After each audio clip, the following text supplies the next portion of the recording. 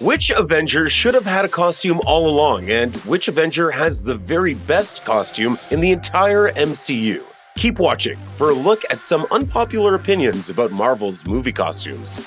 After a quick cameo as a shield agent in 2011's Thor, Clint Barton would make his real debut as Hawkeye in The Avengers, only to spend the first half of the movie under the thrall of Loki and the Mind Stone in his scepter.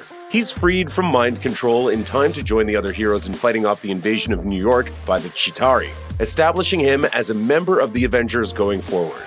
Unfortunately, he never actually looks the slightest bit like a superhero. The classic Hawkeye of Marvel Comics originally wore a purple and blue costume with a pointy Wolverine-style mask. The Hawkeye of the movie owes more to the version from Marvel's Ultimate Universe, but even that character is often depicted with a more distinctive costume than the movie version. In The Avengers, Clint Barton basically just wears a tactical vest, pants, and combat boots. Sure, when he's with S.H.I.E.L.D. at the beginning and then taken over by Loki, that outfit makes sense, but after that scene between him and Black Widow on the S.H.I.E.L.D. helicarrier, when he's just been freed from mind control and declares that he's joining in the fight, wouldn't it have been cool if he'd put on a new outfit to reflect that? Years later, the Hawkeye series would make a plot point out of the blandness of his costume. Clint Barton insists that his job is done better if he doesn't call attention to himself. Kate Bishop insists that he has a branding problem. How about enough materials to make your costumes plus 2 more? I know a certain someone who needs a little help with theirs. While he shouldn't have worn buccaneer boots and a loincloth over his pants, something in blue and purple with a mask or helmet would have been a nice touch. The outfit Scott Lang wears in Ant-Man is based very closely on the classic Ant-Man costumes worn by both Lang and Hank Pym in the comics. However, the comics version always shows some of the character's face. In the movies, Scott's face is mostly hidden, which makes Ant-Man look oddly alien and even creepy, which is especially strange for such a humorous, down-to-earth character. While it might be a bit more of a challenge for the digital effects artists, Ant-Man would work better if he had a human face visible in his heroic identity. Plus, it would be Paul Rudd's face, which is not only one of the most handsome faces in movies, but also one of the most comically expressive as well. In the early days of the Marvel Cinematic Universe, everyone seemed much more reluctant to let superhero movies be as colorful as comics have always been. With Hawkeye in a tactical vest, Black Widow in black leather, and even Captain America's patriotic colors somewhat muted, the palette felt oddly limited. Then came Avengers: Age of Ultron and the debut of the Vision. Age of Ultron might be one of the least beloved MCU movies, but Paul Bettany's evolution from disembodied artificial intelligence to powerful android Avenger is one of the best things in it. From the moment the Vision first appears, he looks like he stepped out of a comic book panel, in a good way. With his green outfit, yellow cape, and crimson face, he shows that comic-style color schemes don't have to be toned down or discarded for live-action adaptations. For those viewers who really love superheroes and their costumes, it was a huge step forward. There was a lot of great stuff in the Disney Plus Loki series, but there were also some missteps too. The introduction of the Time Variance Authority was a perfect follow-up to the reality-breaking events of Avengers Endgame, with alternate timelines becoming as much a part of the MCU as they are of the Marvel Comics multiverse. Getting to meet Sylvie and the other alternate Lokis was also a lot of fun. However, that's nothing compared to what was done to Loki by the end of the season, and costuming was a big part of that. Due to the events of the show, Loki ends up wearing a TVA uniform, windbreaker, dress shirt, and skinny tie. That makes for an interesting contrast with his usual green and gold space god garb, but it has uncomfortable implications in the context of the end of the series, when Loki begins to think that he and Sylvie may be going too far and that He Who Remains and the TVA might be right about the need to control the timeline. This is Loki, after all, the god of mischief and chaos. Anyone who's a fan of Loki loves him because of that mischief and chaos, so nobody wants to see him as a guy in a brown jacket and tie arguing in favor of law and order. Watch it! Where's your manners? Oh, hey, quit it! In general, the costume Chadwick Boseman wore as Black Panther is great. It's also quite close to the comic book outfit, albeit with the kind of detailing and texture that works better in a movie. However, the Marvel Comics version of T'Challa often, but not always, wears a flowing black cape with his costume, giving him something of a Batman look. For a superhero who's also a king, it makes him seem a bit more regal than your average Marvel brawler. Obviously, the Black Panther couldn't wear a cape all the time, but when he was acting in the role of Wakanda's ruler, it would have been cool to see Boseman in the cape. Plus, if it was part of the high-tech costume given to T'Challa by his genius sister Shuri, the cape could probably retract on command. So Black Panther could be ready quickly for situations that require more freedom of movement.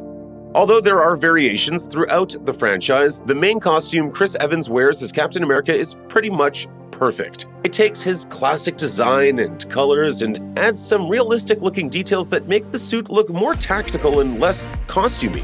There's only one quibble with the outfit, and that's how often Steve takes off the helmet. Leaving aside the fact that Cap's not invincible and that helmet presumably provides some cranial protection, not wearing it also makes him feel a little less like the Star-Spangled Avenger he's supposed to be.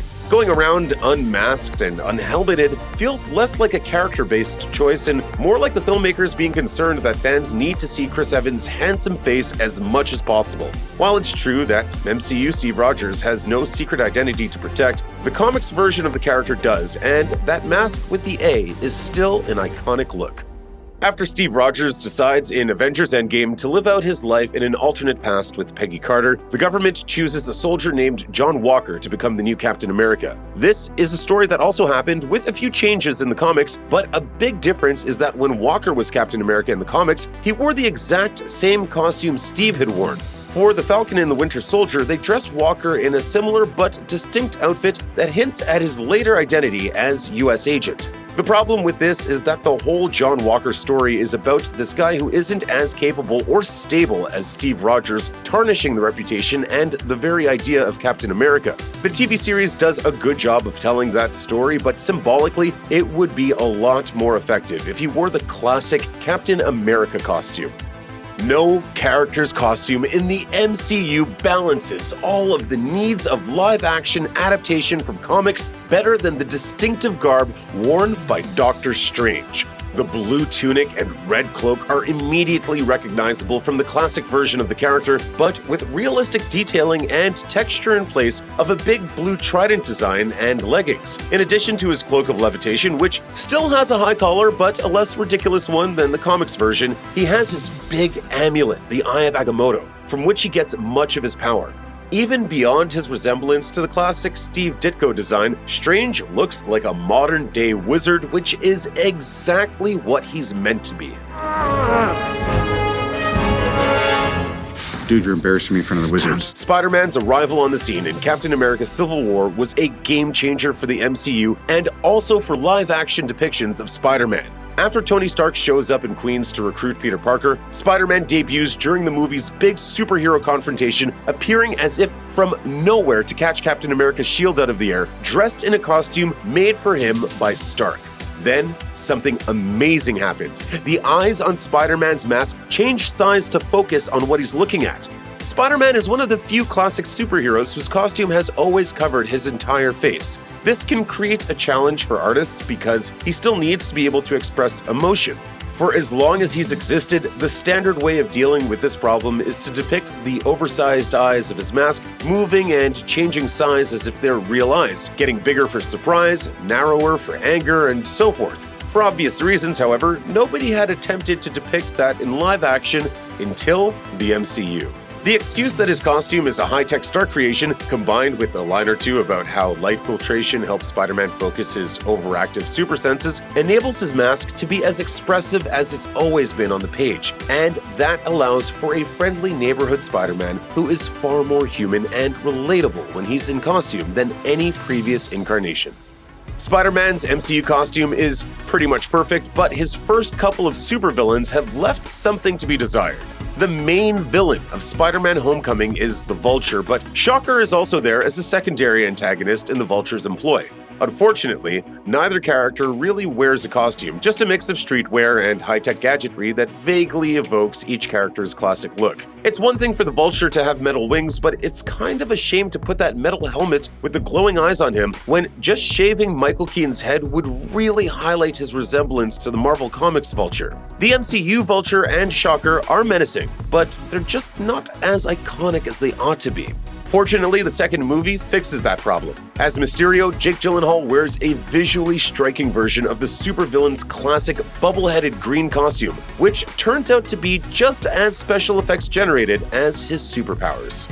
In his first few cinematic appearances, Thor wore a version of his classic Asgardian garb from the comics: black leather armor inset with metal discs, a red cape, and even a winged helmet in some shots, although the widespread fear of letting superheroes look silly on film keeps him from wearing the helmet for long. Still, with the long blonde hair and hammer, he's instantly recognizable as the comics character. On the other hand, the level of detailing on his armor is a bit much, and it misses the Jack Kirby but real aesthetic it seems to be aiming for, landing somewhere in Lord of the Rings knockoff territory. For the early MCU, it was fine, but it was never anything to write home about.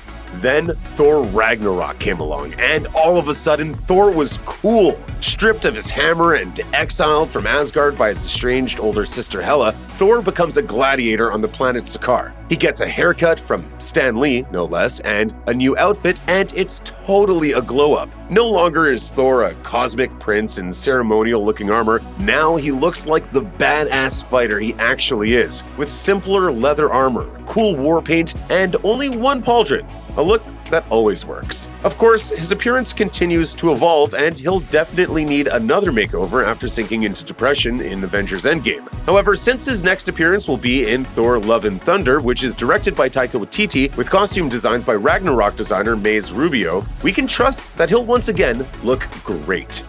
Check out one of our newest videos right here, plus even more Looper videos about the MCU are coming soon. Subscribe to our YouTube channel and hit the bell so you don't miss a single one.